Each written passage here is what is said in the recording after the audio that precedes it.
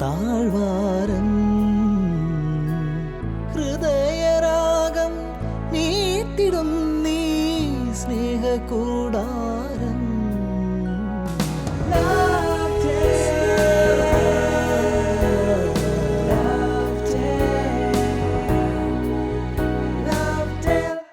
Shalom T V പ്രേക്ഷകർക്ക് ലൗഡേലിലേക്ക് സ്നേഹം പൂക്കുന്ന ഈ താഴ്വരയിലേക്ക് സ്വാഗതം. കുടുംബങ്ങൾ അനുഭവിക്കുന്ന സ്നേഹത്തിൻ്റെ സന്തോഷം സഭയുടെയും സന്തോഷമാണ്. സഭയിൽ സ്നേഹവും സന്തോഷവും തുളുമ്പി നിൽക്കുന്ന ധാരാളം കുടുംബങ്ങൾ ഉണ്ടാകണമെന്ന് ആഗ്രഹിച്ചുകൊണ്ട് ഫ്രാൻസിസ് മാർപ്പാപ്പ തയ്യാറാക്കിയ അപ്പസ്തോലിക രേഖയാണ് സ്നേഹത്തിൻ്റെ സന്തോഷം. ഈ സ്നേഹത്തിൻ്റെ സന്തോഷം എന്ന അപ്പസ്തോലിക രേഖയെ ആധാരമാക്കിയുള്ള ചർച്ചകളും വിചിന്തനങ്ങളുമാണ് ഈ പ്രോഗ്രാമിൽ നമ്മൾ ഉൾപ്പെടുത്തിയിരിക്കുന്നത്. ഏറെ സ്നേഹത്തോടെ ഈ ചർച്ചയിലേക്ക് ഏവരെയും സ്നേഹപൂർവ്വം സ്വാഗതം ചെയ്യുന്നു. ആദ്യമായി ഈ ചർച്ചയിൽ കടന്നു വന്നിരിക്കുന്ന വിശിഷ്ട വ്യക്തികളെ നമുക്ക് പരിചയപ്പെടാം. ആദ്യമായി നമ്മൾ പരിചയപ്പെടുന്നത് നമ്മുടെ ഈ സ്നേഹത്തിൻ്റെ സന്തോഷം എന്ന ഈ രേഖയുടെ ചർച്ചയിൽ സ്ഥിരം സാന്നിധ്യമായിരിക്കുന്ന നമ്മുടെ ഈ ചർച്ചകളിൽ നമ്മൾ മുൻ പരിചയപ്പെട്ടിട്ടുള്ള ഡോക്ടർ കെ.എം. ഫ്രാൻസിസ് സാറിനെയാണ്. സെൻറ് തോമസ് കോളേജിൻ്റെ മുൻ വൈസ് പ്രിൻസിപ്പളാണ് അദ്ദേഹം. സുപ്രസിദ്ധ വചനപ്രഘോഷകനുമായിരിക്കുന്ന കെ.എം. ഫ്രാൻസിസ് സാറിനെ ഏറെ സ്നേഹത്തോടെ ഈ ചർച്ചയിലേക്ക് സ്വാഗതം ചെയ്യുന്നു. അടുത്തതായി ഇന്നത്തെ ചർച്ചയിലേക്ക് നാം സ്വാഗതം ചെയ്യുന്നത് ഡോക്ടർ മേരി റെജീനയാണ്. ഡോക്ടർ മേരി റെജീന കേരള കാർഷിക സർവകലാശാല പ്രൊഫസറും തൃശ്ശൂർ അതിരൂപത പാസ്റ്ററൽ കൗൺസിൽ സെക്രട്ടറിയുമാണ്. ഡോക്ടറെ ഏറെ സ്നേഹത്തോടെ ഇന്നത്തെ ചർച്ചയിലേക്ക് സ്വാഗതം ചെയ്യുന്നു. അടുത്തതായി നാം പരിചയപ്പെടുന്നത് ബഹുമാനപ്പെട്ട വർഗീസ് കുത്തൂരച്ചനെയാണ്. ഫാമിലി അപ്പോസ്തലൻ മുൻ ഡയറക്ടറായിരുന്നു വർഗീസ് അച്ഛൻ. ഇപ്പോൾ സെൻറ് തോമസ് കോളേജിൻ്റെ എക്സിക്യൂട്ടീവ് മാനേജറായി അച്ഛൻ സേവനം ചെയ്യുന്നു. കുടുംബ പ്രേക്ഷിത രംഗത്തെ അച്ഛൻ്റെ സജീവ സാന്നിധ്യം നമുക്ക് സ്നേഹത്തോടെ ഓർക്കാം. അച്ഛനെ ഏറെ സ്നേഹത്തോടെ ഈ ചർച്ചയിലേക്ക് സ്വാഗതം ചെയ്യുന്നു. ഇന്നത്തെ ചർച്ചയിലേക്ക് എത്തിയിട്ടുള്ള എല്ലാവരും ഒരിക്കൽ കൂടി സ്വാഗതം ചെയ്യുന്നു.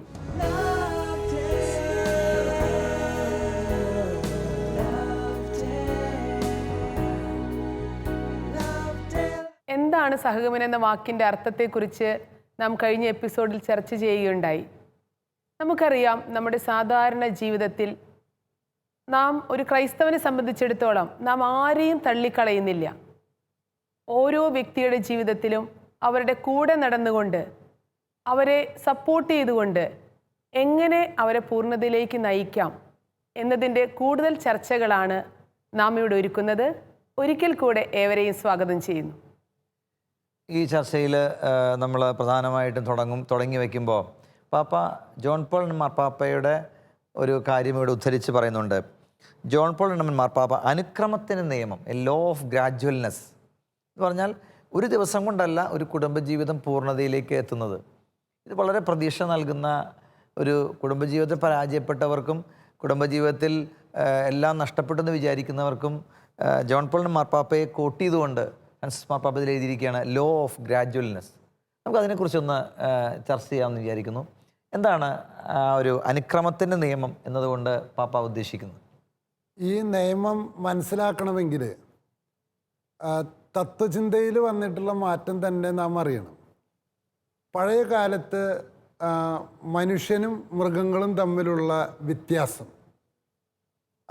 അങ്ങനെ ഇത് നല്ലത്, ഇത് ചീത്ത, ഇത് കറുപ്പ്, ഇത് വെളുപ്പ് എന്ന രീതിയിൽ മാത്രമാണ് ഒരു 1800 വരെ ലോകത്തിന് ചിന്തിക്കാൻ പറ്റിയിരുന്നുള്ളൂ. പിന്നീടാണ് മനസ്സിലായത് വെളിച്ചം കുറഞ്ഞ് വരുമ്പോൾ വെളിച്ചില്ലാതാകുമ്പോഴാണ് ഇരുട്ടാവണത്. അപ്പോൾ ഇരുട്ടിൽ നിന്ന് കുറേശ്ശെ വെളിച്ചം കൂടി വരുന്നതാണ് പ്രകാശം. വെളുപ്പ് ഇല്ലാതാകുന്നതാണ് കറുപ്പ്.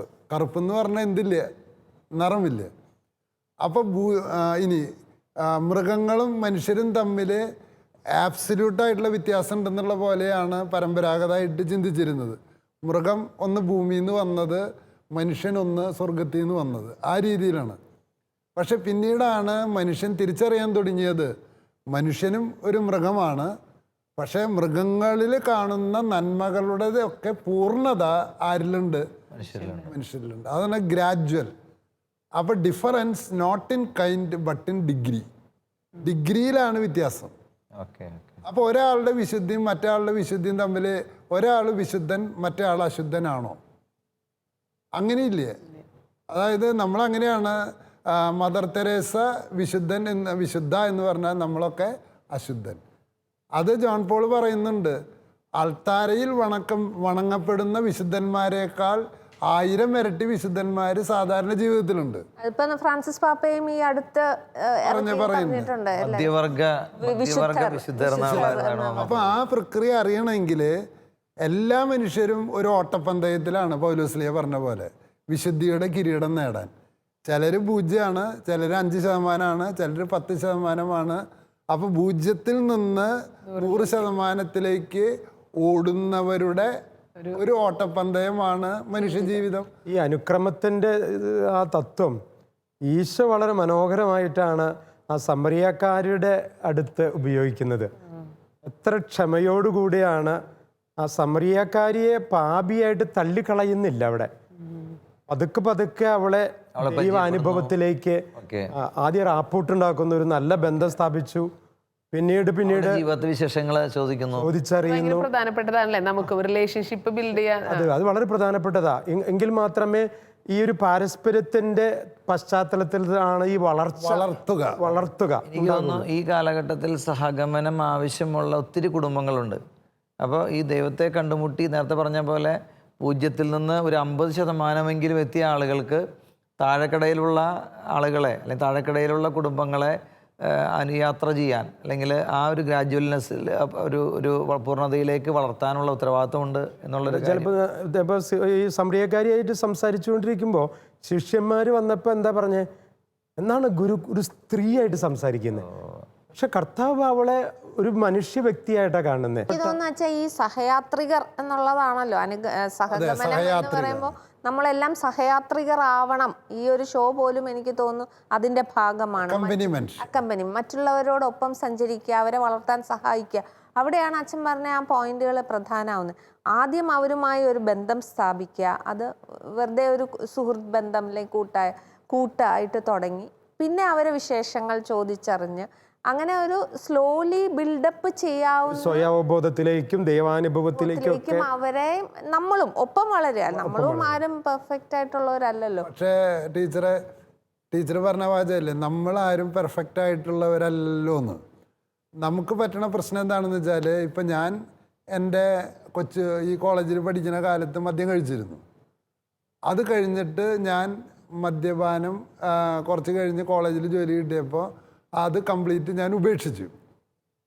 ഈ ഉപേക്ഷിച്ചതിന് ശേഷം ഞാൻ വേറൊരു മദ്യപാനീനെ കാണുമ്പോൾ എനിക്കും ഇങ്ങനൊരു പശ്ചാത്തലം ഉണ്ടായിരുന്നു.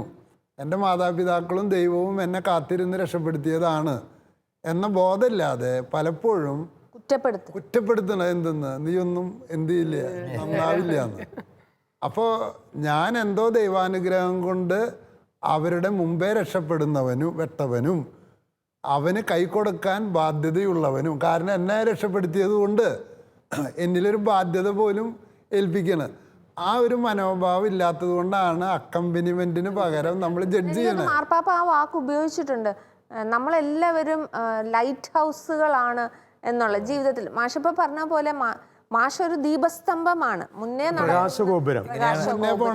വാക്കുമ്പോ ഇങ്ങനെയാണ്, ഒരു തുറമുഖത്തെ ലൈറ്റ് ഹൗസിൽ നിന്നുള്ള പ്രകാശരശ്മി പോലെ അല്ലെങ്കിൽ വഴിതെറ്റിയവർക്കോ കൊടുങ്കാറ്റിൽപ്പെട്ടവർക്കോ പ്രകാശം നൽകാൻ ജനങ്ങളുടെ ഇടയിൽ വഹിക്കപ്പെടുന്ന ഒരു ടോർച്ച് പോലെ തന്നെ ഓരോ മനുഷ്യനും മാറണം. നമുക്ക് ലൈറ്റ് ഹൗസിൽ നിന്ന് ടോർച്ചിലേക്ക് വരാമെന്ന് എനിക്ക് തോന്നുന്നു. അവിടെയാണ് ഈ സഹഗമനം എന്ന് പറയുമ്പോൾ വലിയൊരു പ്രാർത്ഥനയുടെ ഒരു പിൻബലം കൂടി അവിടെ ഉണ്ടാകണം. കാരണം മനുഷ്യന് ഇടപെടാൻ സാധിക്കാത്ത ചില തലങ്ങളുണ്ട്. അവിടെ ക്ഷമയോടെ വിട്ടുകൊടുക്കുന്നു. അച്ഛൻ്റെ ജീവിതത്തില് അച്ഛന് ഓൾഡർ ബോയ്സും ഒക്കെ ഉണ്ടല്ലോ. അപ്പൊ അച്ഛൻ്റെയൊക്കെ ഈ അജപാലനപരമായിട്ടുള്ള ഒരുപാട് ആളുകളെ നമ്മളെപ്പോഴും കാണുന്ന ഒരു സംഗതിയാണ്. ലേഖനം വായിക്കുന്ന ഒരു കുട്ടി തെറ്റി വായിക്കുന്നു, നമ്മൾ ഉടനെ നമ്മുടെ ആഗ്രഹം എന്താ അപ്പം തന്നെ അപ്പം തന്നെ കറക്റ്റ് ചെയ്യുക. നേരത്തെ 2 തമാശ പറഞ്ഞവരില്ലേ, ഗുരു ആശീർവദിച്ചാലും എന്ന് പറയുന്നതിന് പകരം അവൻ ഗുരു അഡ്ജസ്റ്റ് ചെയ്താലും എന്ന് പറയുന്ന രീതിയിൽ ചെയ്തു.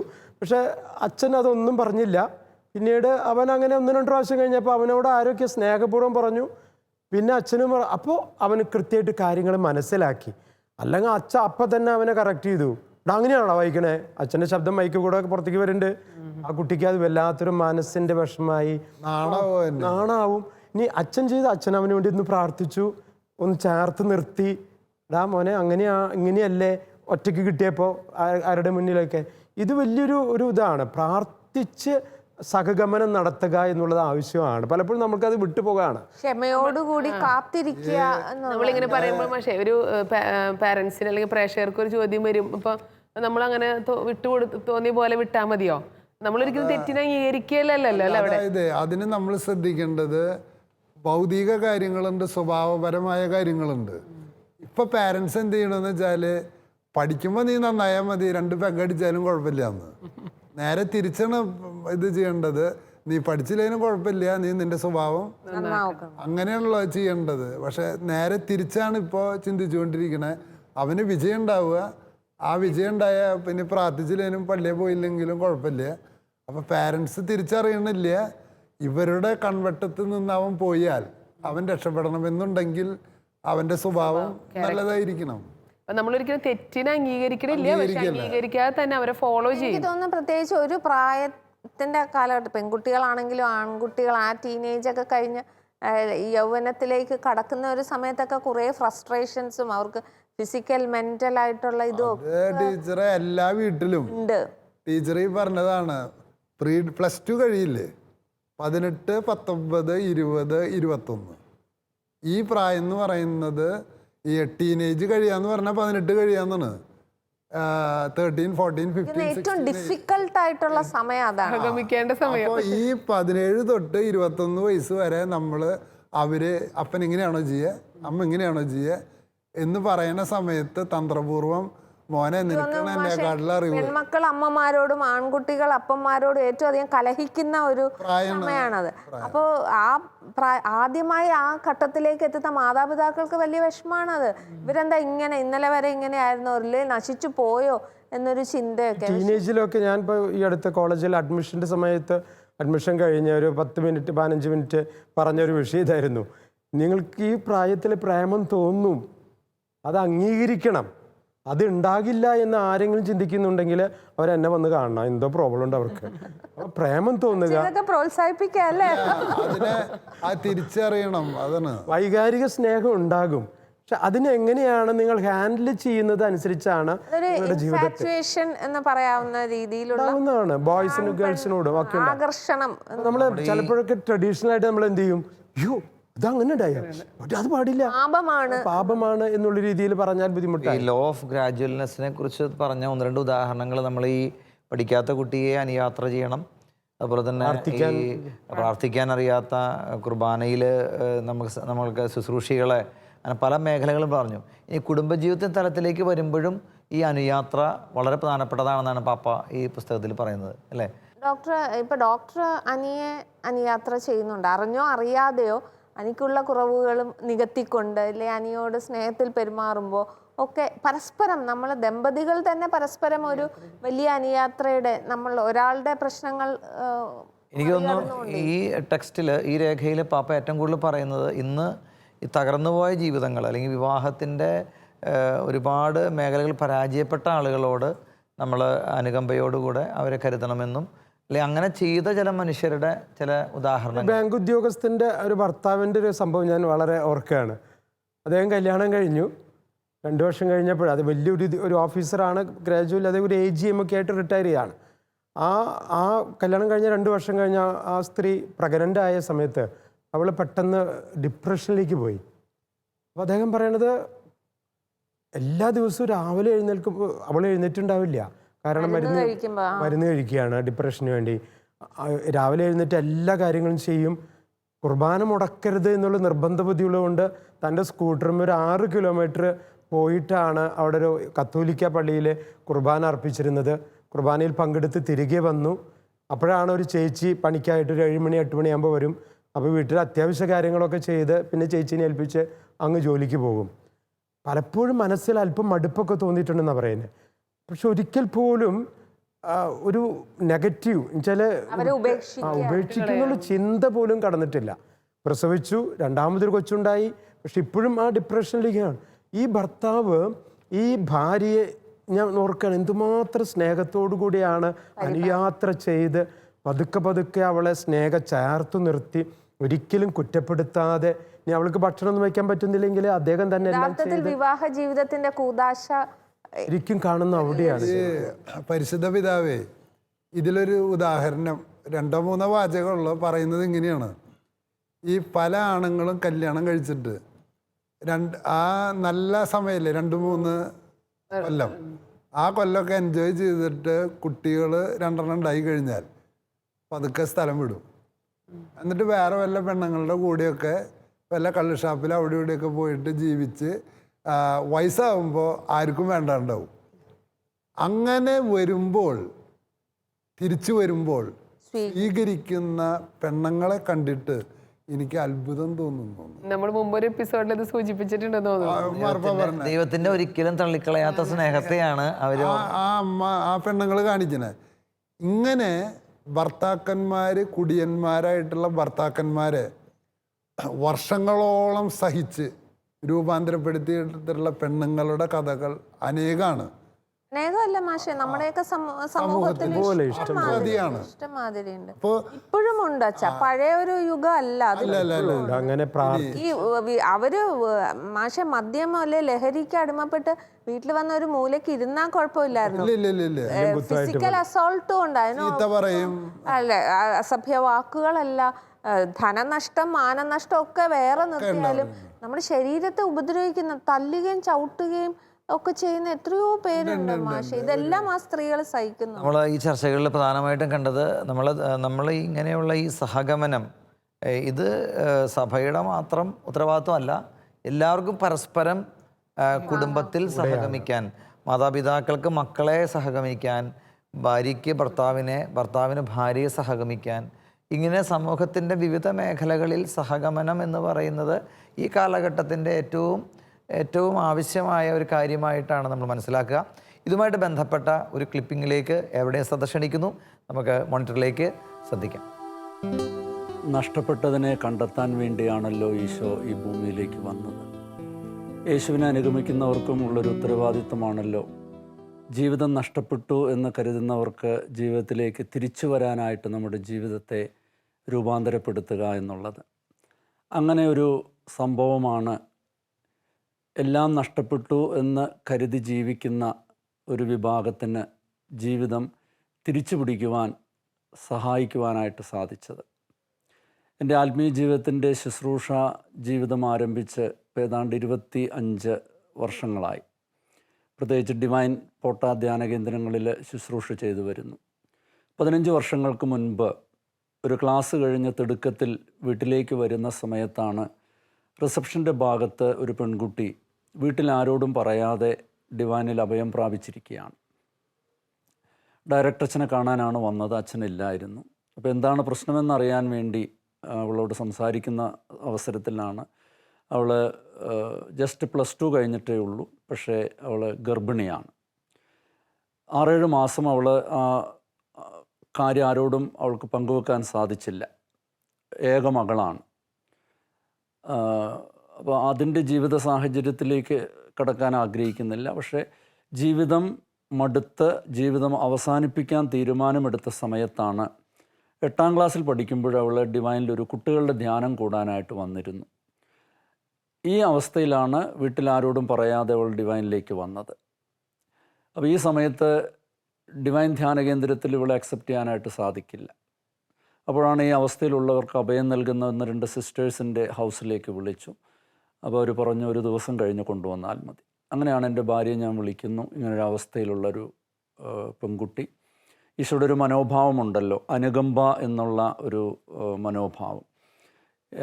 യേശുവിലായിരിക്കുന്നവരുടെ ജീവിതത്തിലും വേദനിക്കുന്നവരോടുള്ളൊരു അനുകമ്പ ജീവിതത്തിൽ ഉണ്ടാകുമ്പോഴാണ് അതിലൊരു ശുശ്രൂഷ ഉയരുക.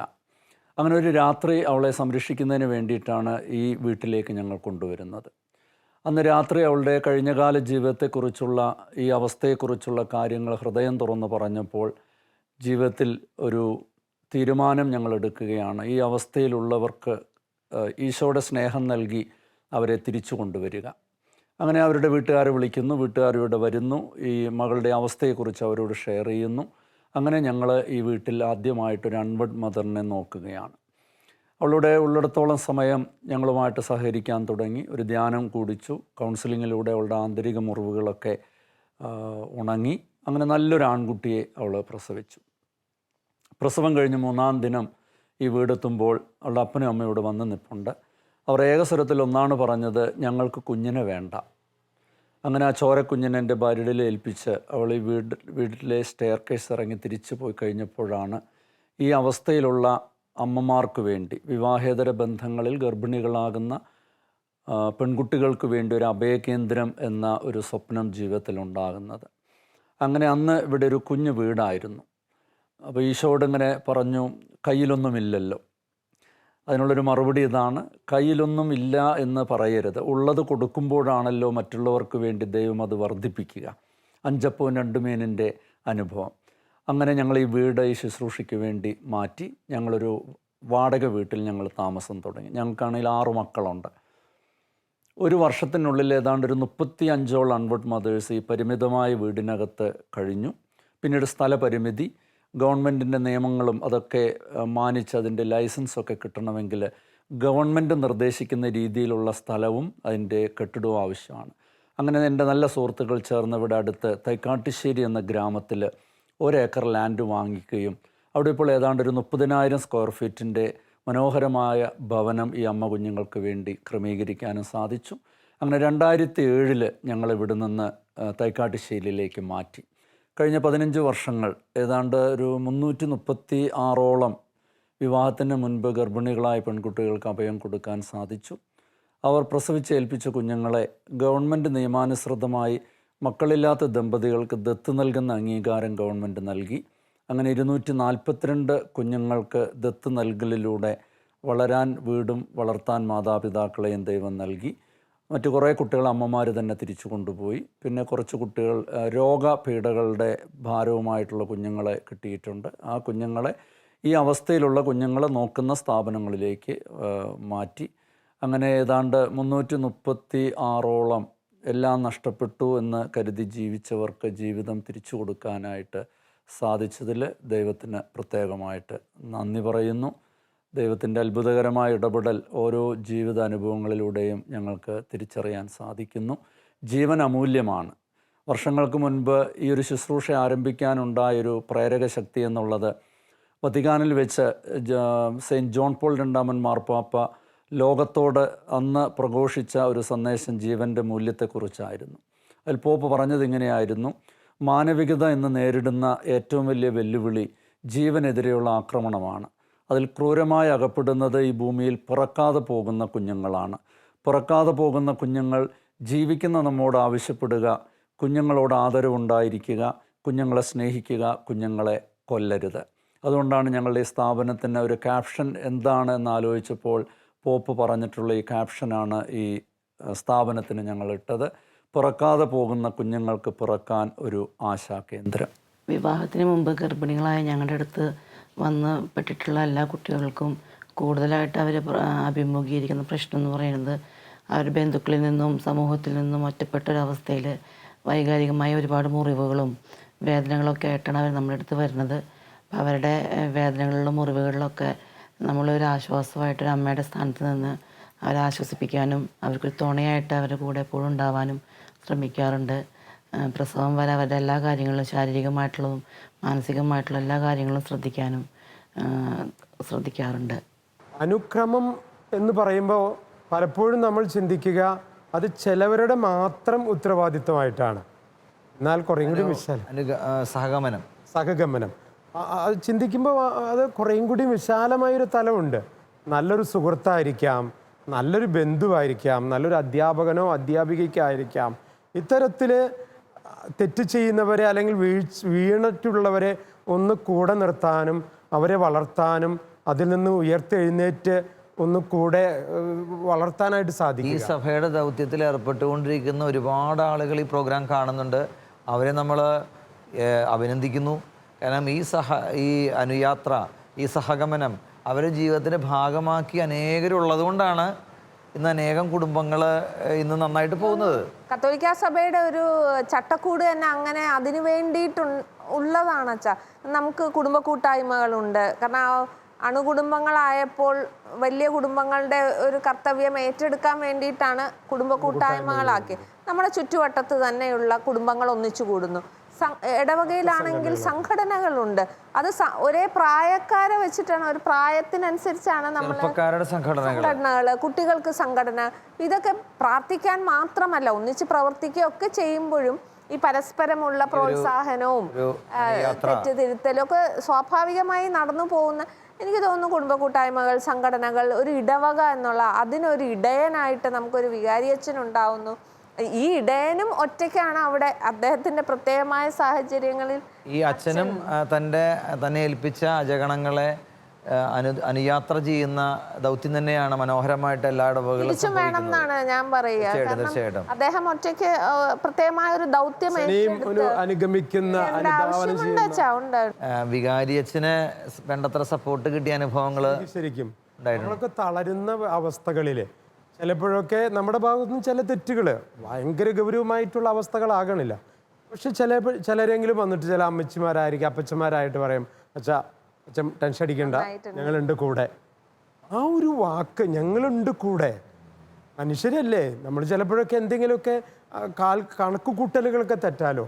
അതുകൊണ്ട് അച്ഛൻ തളരണ്ട, ഞങ്ങൾ പ്രാർത്ഥിക്കുന്നുണ്ട്, അച്ഛൻ്റെ കൂടെ ഞങ്ങളുണ്ട്. അത് വൈദികർക്ക് നൽകുന്ന വലിയൊരു ശക്തി, അതൊന്നും വാക്കുകളിലൂടെ വർണ്ണിക്കാൻ പറ്റുന്ന.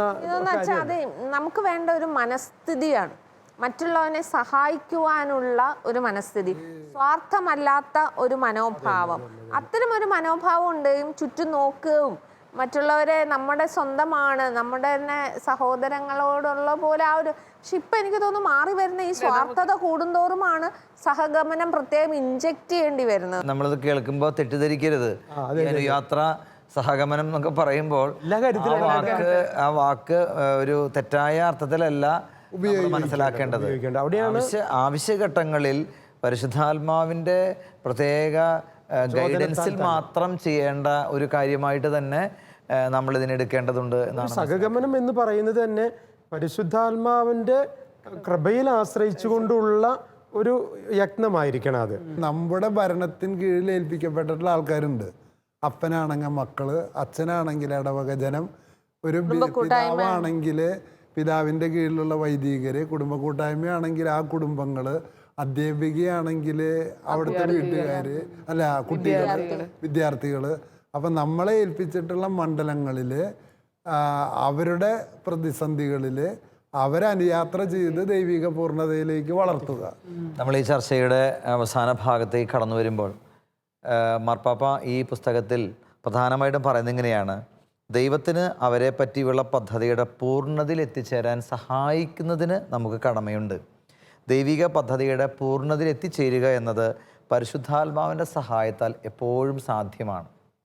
അതുകൊണ്ട് ഈ ചർച്ചകൾ കേട്ടുകൊണ്ടിരിക്കുന്ന എൻ്റെ പ്രിയപ്പെട്ടവരോട് എനിക്ക് പറയാനുള്ളത്, ഈ ചർച്ചകളുടെ വെളിച്ചത്തിൽ നമ്മൾ തിരിച്ചറിയണം, നമ്മുടെ ജീവിതത്തിലെ പരാജയങ്ങളിലും നമ്മുടെ ജീവിതത്തിൻ്റെ ദുർബല സാഹചര്യങ്ങളിലുമൊക്കെ പരിശുദ്ധാത്മാവിൻ്റെ സഹായത്തോടെ നമ്മുടെ വിവാഹ ജീവിതത്തിൻ്റെ പൂർണ്ണതയിൽ അല്ലെങ്കിൽ ദൈവിക പദ്ധതിയുടെ പൂർണ്ണതയിൽ എത്തിച്ചേരാൻ പരിശുദ്ധാത്മാവ് നമ്മെ സഹായിക്കും.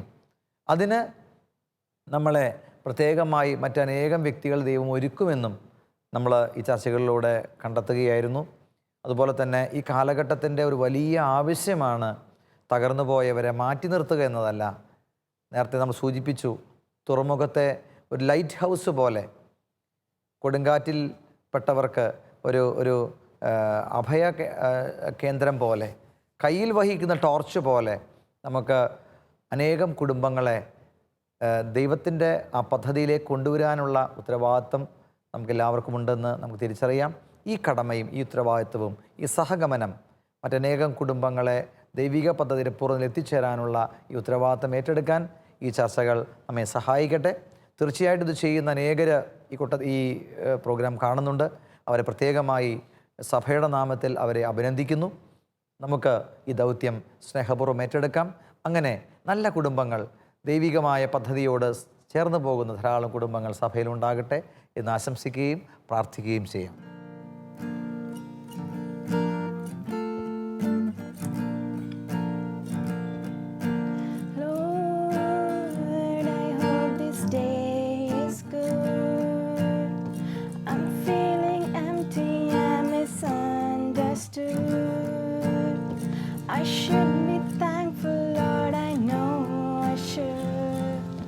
much love.